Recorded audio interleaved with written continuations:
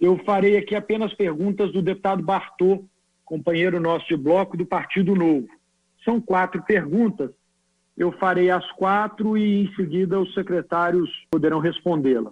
A primeira pergunta é a seguinte: o secretário de Saúde de Santa Catarina optou por testar maciçamente a população ao invés de investir em compra de respiradores e leitos de CTI. A situação de Minas Gerais está cada vez pior. Por que Minas é o terceiro estado que menos testa a população? Essa é a primeira pergunta. A segunda pergunta do deputado Bartô. Os números de morte pela Covid crescem diariamente. O pico da pandemia está previsto para o dia 26 de junho. Como se explica, então, que o processo licitatório para equipes do hospital de campanha, como se explica que o processo licitatório para as equipes do hospital de campanha ocorrerá entre os dias 27/6 e 2/7, ou seja, após o pico? Terceira pergunta. Hoje, o Expominas tem quase 800 leitos chamados de transição. Existem equipes treinadas e capacitadas para este momento? Não seria o caso de transferir pacientes que estão ocupando leitos em CTI para esses leitos de transição? E a última pergunta, também do deputado Bartô: por que o Estado não montou um plano de contingência envolvendo, por exemplo, uma central de medicamentos para evitar a falta de medicamentos essenciais, como, por exemplo, os relaxantes musculares? Muito obrigado, deputado Gustavo. Também está presente o deputado Gil Pereira, Gustavo Santana aqui em plenário. Com a palavra, o secretário Carlos Eduardo. Obrigado pelas perguntas. Eu vou tentar aqui responder uma a uma e contextualizando o que foi feito. Eu vou começar pela última, né, porque o Estado não montou um plano de contingência envolvendo. Eu acho que essa resposta é que nós montamos um plano de contingência envolvendo medicamentos. Sim, isso faz parte do planejamento que nós fizemos na Secretaria. É muito importante lembrar que esse plano de contingência, ele começou com um repasse de 91 milhões de reais para os hospitais que teriam terapia intensiva. O objetivo era claro, era que os hospitais se preparassem, isso foi no início de março. Além disso, sabendo que poderia haver algum grau de desabastecimento, nós iniciamos um processo de compra através do CSC de medicamentos. Esse processo ele já está na 7ª rodada, se eu não me engano, e todas as vezes a gente tem tido deserto, então a gente tem, na verdade, um desabastecimento nacional. Isso não tem relação com o plano de contingência, tem relação com a baixa de oferta nacional. Eu acho que são duas coisas muito diferentes que têm que ser levadas em consideração. Secretário, fala mais perto do microfone, que está um pouco prejudicada. Ok, eu vou tirar a máscara, a gente está distanciado.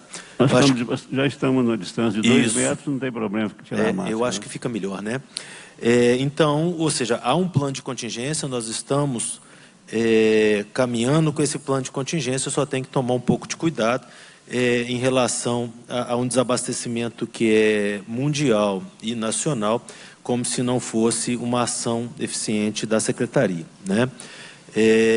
Quando nós vamos falar sobre testagem, eu acho que é importante contextualizar também que a testagem em massa, ela é uma das ações. Testagem em massa, ela tem que ter um objetivo claro, que não a curiosidade para saber quem tem doença ou quem não tem doença. A curiosidade para saber quem tem doença ou não, isso de uma forma geral, ela não traz benefício, seria um gasto de dinheiro para uma doença autolimitada. Então, quais são os objetivos da testagem? O primeiro objetivo da testagem é nós identificarmos aqueles casos graves que estão internados, para que nós saibamos dentro do ambiente hospitalar qual que é aquele paciente que tem que ser tratado como Covid e se permanece tratando como Covid, ou aqueles pacientes que têm outras doenças, ou seja, a testagem como diagnóstico diferencial intra-hospitalar. Essa testagem ela tem objetivo. Além disso, existe uma outra testagem que é a testagem para nós recompormos força de trabalho, ou seja, tanto na segurança pública quanto na assistência à saúde. Essa testagem buscando a recomposição de força de trabalho, ela tem um objetivo muito prático. Ambas já são orientadas pelo governo desde o início da epidemia. Além disso, nós temos a testagem também com o objetivo de controle de surtos. Em algum lugar que nós temos um surto maior, nós temos a indicação da testagem com o objetivo de controle de surtos, porque surto pode trazer um aumento muito grande na transmissão, que é diferente daquele número de casos. Ou seja, no surto nós sempre teremos um número maior de casos, mas eles tendem a ser restritos a um local. É o surto na empresa, é o surto no hospital, é um surto na instituição de longa permanência. Qual que é a diferença? É que quando esse surto está dentro e restrito a esse ambiente, nós isolamos o ambiente, testamos todo mundo. O medo que nós temos maior do surto é quando o surto ele serve como um start, como o início de uma explosão de casos, e que nós não teríamos o isolamento. Então nós testamos quem está em surto também, as áreas de surto. Fora disso, nós entendemos que a testagem ela seria importante para nós buscarmos o contact tracking, né? Que é isso? Aquelas pessoas que estão sintomáticas, nós tentarmos rastreá-las e com esse rastreamento nós identificarmos os contactantes. Aí nós vamos para alguns problemas práticos, ou seja, o Ministério da Saúde ele acabou enviando testes para outros estados, principalmente aqueles acometidos. Eu acho que é interessante que se entenda como funciona o Sistema Único de Saúde, né? Dentro do Sistema Único de Saúde, esses testes, eles habitualmente vêm do Ministério da Saúde, então é função do Ministério da Saúde distribuir esses testes. O Ministério ele fez uma lógica que eu concordo, que é a lógica de mandar mais testes aonde tem mais casos e onde está com mais estresse, ou seja, de uma forma geral, o Ministério encaminhou mais testes para os estados que estavam mais com estresse. Minas Gerais, sabendo que nós estávamos recebendo um pouco menos de teste, principalmente com o objetivo de ter sempre um plano B, nós adquirimos 150 mil testes. Tá? Esses testes, como nós falamos, eles são uma parte do processo. Nós temos os testes, nós temos os insumos, e aí vem um problema que é um problema também que ficou nacional, que felizmente agora nós estamos caminhando para resolver, que é o SWAB, né? Que seria aquele equivalente ao cotonete do ponto de vista nasal. Esse SWAB, ele esteve em falta há muito tempo, então nós tivemos que controlar um pouco a execução dos testes. Agora eles estão chegando, os frascos também estão em falta, estão chegando agora, e além disso, Minas Gerais é um estado pioneiro no estudo sobre o uso da saliva, validação da saliva na testagem para o coronavírus. Nós já temos um número grande de casos, em breve nós teremos a validação disso. Isso vai fazer com que nós não precisemos usar o SWAB e aí sim nós possamos ampliar consideravelmente a testagem. E eu acho assim, eu sou muito cauteloso, eu acho que gastar testes no momento que nós temos risco de ter um pico, igual absolutamente todos os estados e os países do mundo tiveram, a gente tem que entrar no pico com a capacidade de realizar exames para todos os pacientes que tiverem internados e os profissionais de saúde. Nesse contexto, ou seja, hoje nós estamos caminhando para o pico, com praticamente o estoque abastecido, o estoque de SWAB abastecido, o estoque de frascos está sendo reabastecido de forma que nós não venhamos a ter falta de exames no momento que nós tivermos uma demanda maior. Assim que nós tivermos a certeza absoluta que nós temos sobra de exames para o momento do pico, nós começaremos a ampliar. Nós estamos fazendo um contact tracking sintomático, orientando as prefeituras, e dentro em breve nós faremos também com a testagem. Mas eu sempre enfatizo, testagem não pode ser para matar a curiosidade de quem tem ou não a doença, porque a doença é autolimitada. A testagem tem que ter um objetivo no controle da transmissão da doença. Em relação ao número de mortes pela Covid, né, com o pico dia 26 de junho, Como se explica, então, o processo licitatório? De uma forma geral, eu acho que nós temos que entender o que está acontecendo. Nós estamos tendo um aumento de casos, nós estamos num terço inferior ainda do que seria o pico projetado. Esse pico não é para 26 de junho, ele está sendo projetado pelo menos para o dia 15 de julho.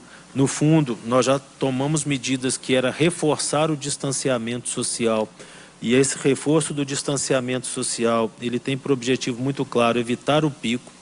Esse hospital de campanha, ele foi projetado para ser um hospital de baixa complexidade, um hospital com leitos de enfermaria no máximo, com o objetivo de, caso houvesse uma explosão muito grande de casos, ele fosse a entrada na rede de saúde. Hoje nós temos equivalentes ao hospital de campanha, 200 leitos por abrir no Galba, e também a rede de saúde da Macrocentro e do estado como um todo. Nesse nível de assistência, ela definitivamente não está sobrecarregada. A Macrocentro está com ocupação abaixo de 60% nos leitos clínicos.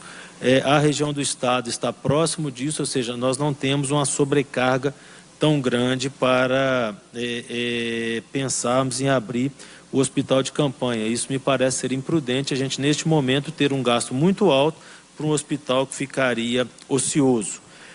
Me preocupa e me chama a atenção a necessidade de nós expandirmos leitos de terapia intensiva. Nós estamos recebendo agora os respiradores, nós estamos começando a expandir leitos de terapia intensiva no interior de Minas. Já abrimos mais de 140 leitos recentemente com a chegada dos respiradores. Dentro da região metropolitana, a FEMIG, que está expandindo seus leitos para dar esse apoio à região metropolitana. Nós estamos conversando com os gestores de cada uma das cidades que tem condição de abrir leitos de terapia intensiva. E aqui eu reforço, leito de terapia intensiva não pode ser aberto em qualquer local. O leito de terapia intensiva tem que estar numa unidade hospitalar, uma unidade que tem estrutura, porque o custo é menor, o início da atuação é muito mais rápido e, principalmente, a qualidade da assistência, onde que nós já temos estrutura, nós já temos equipes treinadas para lidar com o paciente grave, nós já temos protocolos. Então, a lógica do nosso plano de contingência foi sempre essa lógica de abrir leitos de terapia intensiva onde nós já tínhamos expertise para isso. A gente usa uma frase que é fazer mais e melhor na terapia intensiva, ou seja, não é criar leitos aonde nunca houve, é aproveitar a expertise que já tem em hospitais e aumentar fazendo mais e de preferência melhor. Hoje o Expomina tem quase 800 leitos chamados de transição, existe a equipe treinada, capacitada nesse momento. Em relação então ao Expominas, eu entendo que neste momento ele não seria para se abrir. Nós temos a condição de, junto com a PM, abrir leitos inicialmente. De forma nenhuma nós vamos abrir 800 leitos de uma vez. Isso, para abrir esses 800 leitos de uma vez, seria uma falha muito grande no isolamento social. Nós entendemos que primeiro a gente isola, depois a gente dá assistência, né? Isso daí é fundamental, porque se a gente tiver necessidade de abrir esses 800 leitos, isso significa muito claramente que estourou a epidemia no estado, e isso nós não queremos chegar de forma nenhuma. Nós vamos fazer de tudo que for possível para que nós evitemos de chegar nesse nível. Eu acho que basicamente era isso.